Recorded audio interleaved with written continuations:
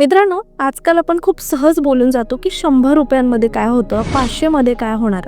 तर तुम्हालाही असं वाटतंय का? तर हा व्हिडिओ तुमच्यासाठी आहे. कारण फक्त 500 रुपयांपासून आपण आपली गुंतवणूक सुरू करू शकतो. कारण इन्व्हेस्टमेंटसाठी मोठा पैसा नाही, तर आपली सवय महत्त्वाची असते.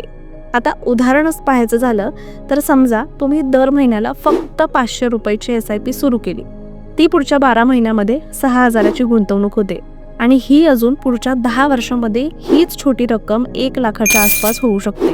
त्यात रिटर्न ॲझ्युम केले तर म्हणजे विचार करा, आज 500 उद्या 1000ची गुंतवणूक केली तर आणि एकदा सवय लागल्यानंतर इन्कम वाढला की SIP आपण आपोआपच वाढवू शकतो, म्हणजे गुंतवणूक डबल करू शकतो. त्यामुळे इन्व्हेस्टमेंट सुरू करायला परफेक्ट टायमिंग नसतो, तर फक्त सुरुवात गरजेची असते.